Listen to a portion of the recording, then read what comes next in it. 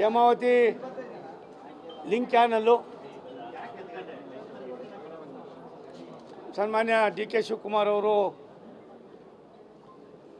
ಎಲ್ಲರಿಗೂ ಕೂಡ ಅವಕಾಶ ಕೊಟ್ಟು ಪ್ರತಿಯೊಬ್ಬರು ಕೂಡ ಅವರ ಭಾವನೆಗಳನ್ನು ವ್ಯಕ್ತಪಡಿಸೋದಕ್ಕೆ ಸಾಕಷ್ಟು ಸಮಯವನ್ನು ನೀಡಿದರು.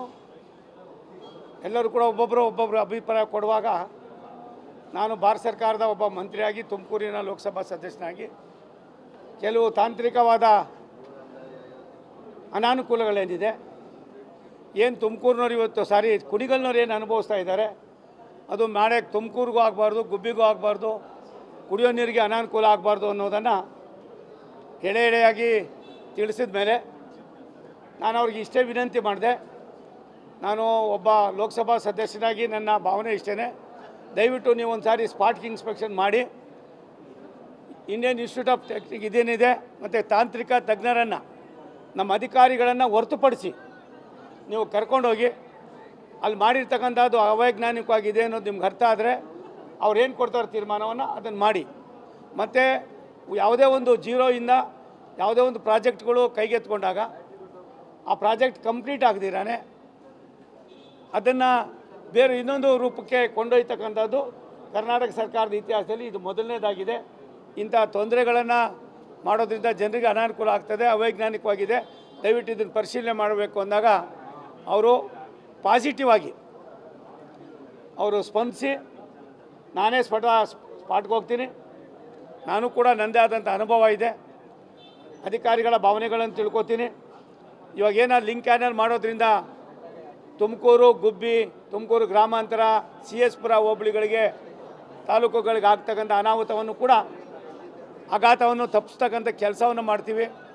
ಮತ್ತು ಇತ್ತೀಚೆಗೆ ಈ ಲಿಂಕ್ ಚಾನಲ್ಗಳು ಮಾಡೋದ್ರಿಂದ ನಮಗೆ ನೀರಿನ ಎಷ್ಟು ಪ್ರಮಾಣ ಬರ್ತದೆ ಏನು ಅನ್ನೋದನ್ನ ಹೇಳಿದ್ರು. ನಾನು ಅವಾಗ ಒಂದು ಹೇಳಿದೆ, ಕಾವೇರಿ ಮತ್ತು ತಮಿಳುನಾಡಿನ ಕರ್ನಾಟಕ ಮತ್ತು ತಮಿಳುನಾಡಿನ ಬಿಳುಗುಂಡ್ಲುವಿನಲ್ಲಿ ಯಾವ ರೀತಿ ಒಂದು ಮಾಪನ ಮಾಡಿದ್ದಾರೆ. ಅವ್ರಿಗೆ 3.04 TMC ಏನಿದೆ ಕುಣಿಗಲ್ಗೆ ಕೊಡ್ತಕ್ಕಂಥದಕ್ಕೆ ಅಭ್ಯಂತರ ಇಲ್ಲ. ಆದರೆ ತುಮಕೂರು ಒಂದು ಕಡೆ HL ಇದೆ, ಇನ್ನೊಂದು ಕಡೆ ವಸಂತ ನರಸಾಪುರ ಇದೆ, ತುಮಕೂರು ಬೆಳೀತಾ ಇದೆ, ಕುಡಿಯೋ ನೀರಿನ ಸಮಸ್ಯೆಗಳಿವೆ. ಸಾಲದಕ್ಕೆ ಏನು ಇವತ್ತು ಆ ಭಾಗದ ಗುಬ್ಬಿ ಮತ್ತು ಬೇರೆ ಬೇರೆ ಭಾಗದಲ್ಲಿ ವ್ಯವಸಾಯಕ್ಕೆ ಈಗಾಗಲೇ ಅದನ್ನೇ ಅವಲಂಬಿಸ್ಕೊಂಡಿದ್ದಾರೆ. ರೈತರಿಗೆ ಅನಾನುಕೂಲ ಆಗಬಾರ್ದು ಅನ್ನೋ ಮಾತನ್ನು ಕೂಡ ನಾನು ಕೂಡ ಚರ್ಚೆ ಮಾಡುವಾಗ ತುಂಬ ಸಾಕಷ್ಟು ಚರ್ಚೆ ಆಗಿದೆ. ಅದಕ್ಕೆ ಮಾನ್ಯ ಉಪಮುಖ್ಯಮಂತ್ರಿಗಳು, ನೀರಾವರಿ ಮಂತ್ರಿಗಳು ಸ್ಪಂದಿಸಿದ್ದಾರೆ. ನಾನೇ ಸ್ಪಾಟ್ಗೆ ಹೋಗ್ತೀನಿ. ಸ್ಪಾಟ್ಗೆ ಹೋಗಿ ಯಾವುದೇ ಕಾರಣಕ್ಕೆ ಯಾರಿಗೂ ಕೂಡ ತೊಂದರೆ ಆಗದಾಗೆ ನಾವು ಆ ಕ್ರಮವನ್ನು ತೆಗೆದುಕೊಳ್ತೀವಿ.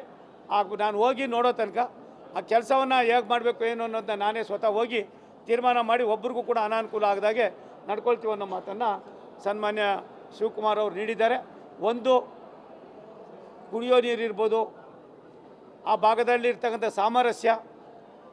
ಸಾಮರಸ್ಯದ ಜೊತೆಯಲ್ಲಿ ನೆಮ್ಮದಿ, ಇವೆಲ್ಲಕ್ಕೂ ಕೂಡ ಒಂದು ಸಣ್ಣ ಅಪಚಾರವೂ ಕೂಡ ಆಗದಾಗೆ ನಡ್ಕೊಳ್ಬೇಕು ಅನ್ನೋ ಮಾತನ್ನು ಹೇಳುವಾಗ ನನಗೊಂದು ಸಂತೋಷ ಆಗಿದ್ದು, ಮಾನ್ಯ ಲೋಕಸಭಾ ಸದಸ್ಯರು ಮತ್ತು ಭಾರತ ಸರ್ಕಾರದ ಮಂತ್ರಿಗಳ ಒಂದು ಭಾವನೆಗಳೇನಿದೆ ಅದಕ್ಕೆ ನಾವು ಮತ್ತು ನಮ್ಮ ಶಾಸಕರ ಭಾವನೆಗಳೇನಿದೆ, ಜನಪ್ರತಿನಿಧಿಗಳ ಭಾವನೆಗಳೇನಿದೆ ಅದಕ್ಕೆ ನಾನು ಸಾಕಷ್ಟು ಒತ್ತನ್ನು ಕೊಡ್ತೀನಿ.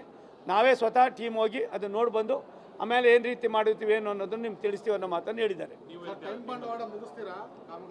ಒಂದು ಅದು ರಾಜ್ಯ ಸರ್ಕಾರದ್ದು, ನಮ್ಮದು ಬರೋದಿಲ್ಲ. ನಮಗೆ ಬೇಕಾಗಿರೋ ಸಮಸ್ಯೆ ಇದೆ, ಅವೈಜ್ಞಾನಿಕವಾಗಿದೆ. ಈ ಅವೈಜ್ಞಾನಿಕವನ್ನು ಸರಿಪಡಿಸ್ತಕ್ಕಂಥ ಕೆಲಸವನ್ನು ಮಾಡಿ ಅಂತಿದ್ದೀವಿ. ಅದಕ್ಕೆ ಅವ್ರು ಸ್ಪಂದಿಸಿದ್ದಾರೆ. ಆ ಕೆಲಸವನ್ನು ಅವ್ರು ಮಾಡ್ತಾರೆ ಅನ್ನೋ ನಂಬಿಕೆ ನನ್ನದಾಗಿದೆ. ಎಲ್ಲರೂ ಒಪ್ಪಿನೇ ಅವರು ಕೊನೆಯಲ್ಲಿ ಸನ್ಮಾನ್ಯ ಮಂತ್ರಿಗಳು ಮಾತನಾಡುವಾಗ ಇವಾಗ ಇರ್ತಕ್ಕಂಥದ್ದು ಏನಾದ್ರು ತೊಂದರೆ ಆಯ್ತದೆ, ಆ ಭಾಗಕ್ಕೆ ಅನಾನುಕೂಲ ಆಯ್ತದೆ ಅಂತ ಅಂದರೆ ಅದನ್ನು ಕೂಡ ನಾನು ಮಾರ್ಪಾಟು ಮಾಡ್ತಕ್ಕಂಥ ಕೆಲಸವನ್ನು ಮಾಡ್ತೀನಿ. ನಾನು ಹೇಳಿದೆ, ಈಗೇನು ಕುಣಿಗಲ್ನವ್ರಿಗಿದೆ ತೊಂದರೆ, ನಾಳೆ ಅದು ಗುಬ್ಬಿಯವ್ರವ್ರಿಗೆ ಆಗ್ತದೆ, ತುಮಕೂರಿನವ್ರಿಗೆ ಆಗ್ತದೆ, ಮತ್ತು HLಗೆ ಆಗ್ತದೆ, ವಸಂತ ನರಸಾಪುರಕ್ಕೆ ಆಗ್ತದೆ, ಕುಡಿಯೋ ನೀರಿಗೆ ಆಗ್ತದೆ, CS ಪುರಕ್ಕೆ ಆಗ್ತದೆ ಅಂದಾಗ ಅದಕ್ಕೆ ಅವಕಾಶ ಕೊಡೋದಿಲ್ಲ. ಯಾವುದೇ ಕಾರಣಕ್ಕೆ ಆ ರೀತಿ ಆಗೋದಿಲ್ಲ. ನಾನೇ ಸ್ವತಃ ಹೋಗ್ತೀನಿ ಅಂದಿದ್ದಾರೆ. ಅವ್ರ ಮಾತಿನ ಬಗ್ಗೆ ನಮಗೆ ಗೌರವ ಇದೆ. ರಾಜ್ಯ ಸರ್ಕಾರದ ಒಬ್ಬ ಜವಾಬ್ದಾರಿಯುತ ಉಪಮುಖ್ಯಮಂತ್ರಿಗಳಾಗಿದ್ದಾರೆ. ನೀರಾವರಿ ಇಲಾಖೆಯನ್ನು ಕೂಡ ನಿರ್ವಹಣೆ ಮಾಡುವಾಗ ಕೆಲವು ಜವಾಬ್ದಾರಿಯನ್ನು ನಿರ್ವಹಣೆ ಮಾಡ್ತೀನಿ ಅನ್ನೋ ಮಾತನ್ನು ಹೇಳಿದ್ದಾರೆ. ನಾವು ಅದಕ್ಕೆ ಆ ಭಾಗದ ಜನರ ಉದ್ದೇಶವನ್ನು ಎಲ್ಲ ಒಂದು ಕಡೆ ತೊಂದರೆ ಆಗದಾಗೆ ನಡ್ಕೊಳ್ಬೇಕು ಅನ್ನೋದು ನನ್ನ ವಿನಂತಿ.